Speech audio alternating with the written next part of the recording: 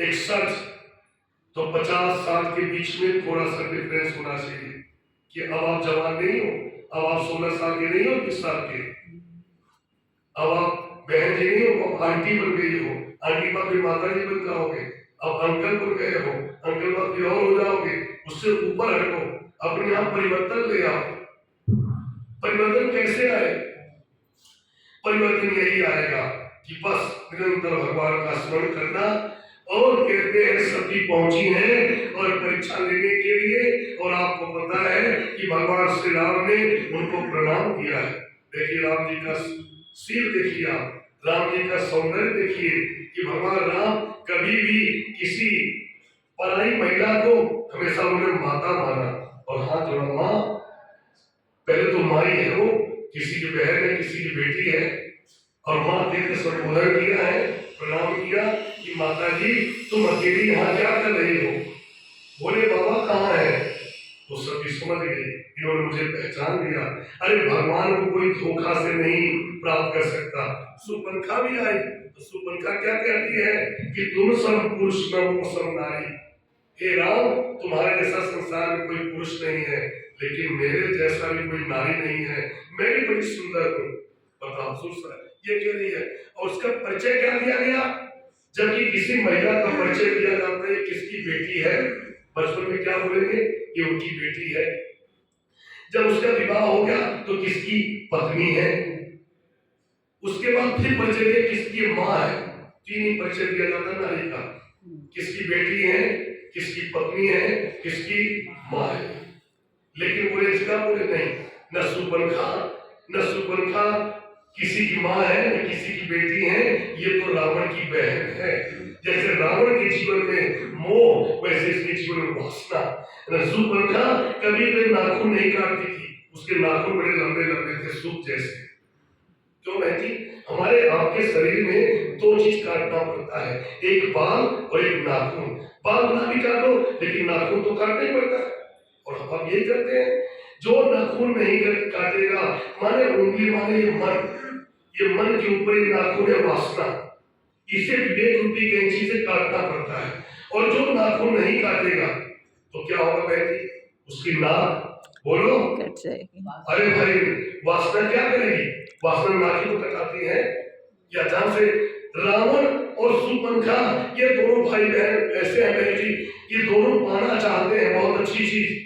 रावण भी पाना चाहता है सीता को तो बहुत अच्छी बात है, भक्ति को पाना चाहता है, और सुपंखा अगर रावण को पाना चाहती है तो बहुत बड़ी बात है। लेकिन दोनों के हाल क्या हुए? एक को तो नाक कटी और एक को तो प्राण से हाथ धोना पड़ा, क्योंकि दोनों के रास्ते अच्छे नहीं थे पाने के लिए। जब सुपंखा आई तो माँ सीता के पास नहीं गई, किसके पास गई? सीता राम के पास गई। जब उसको कहा जाना चाहिए? देवी के पास। भगवान राम ने कहा सुनो इन्हें देख लो, इन्हीं से मेरा रिश्ता जुड़ता है, ये जब तक नहीं कहेंगे तब तक मेरा रिश्ता जुड़ने वाला, इसलिए तुम इनके पास जाओ।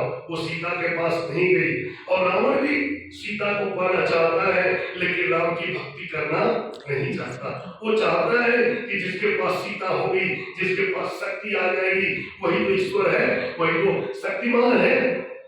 ये राक्षसों की समस्या यही है, राक्षस सोचते मेरे पास शक्ति आ जाए, बस शक्ति का स्वामी मैं बन जाऊं तो मैं अमर हो जाऊंगा।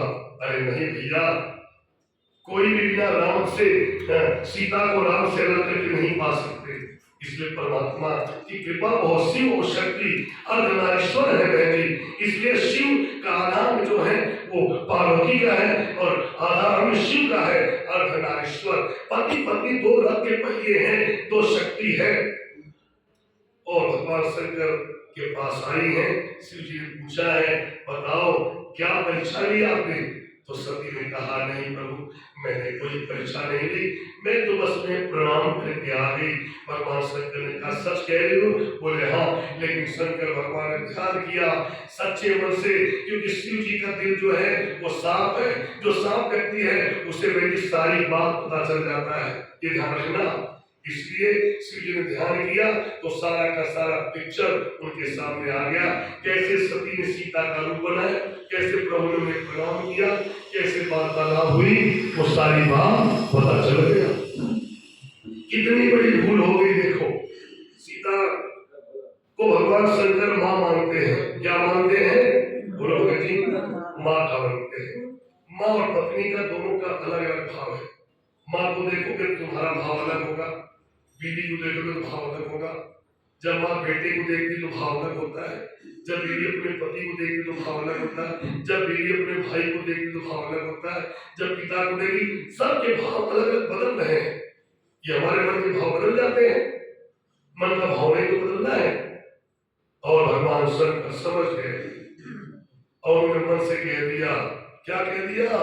ऐ तन सती भेद मोहि नाही, और शिव संकल्प की मनमाही, आत्मा तुम गिरिजावती। हमारे नारायण जी बैठे हैं, बहुत विश्व महिमा स्तोत्र के पाठ करते हैं रुद्राव से। आत्मा तुम गिरिजावती, भगवान शंकर का जो संकल्प है वो बहुत ही जबरदस्त संकल्प है। इसलिए जब पूजा कराते हैं नारायण जी तो हाथ में फूल चावल दक्षिणा रखवाते हैं और संकल्प बोलते हैं कि मैं संकल्प कर रही हूँ कि मैं रुद्राभिषेक महाशिवरात्रि के पर्व पर अपने परिवार के सुख शांति के लिए, अपनी कामना के लिए नारायण जी के द्वारा मैं अभिषेक करवा रही हूँ। फिर कैसे भगवान शंकर का अर्पण करते हैं, 1-1.5 घंटा लगता है अभिषेक में, और भगवान शंकर सुनते हैं, क्योंकि शिव का अभिषेक तो भगवान राम ने भी किया, भगवान कृष्ण ने भी किया, विश्वामित्र परशुराम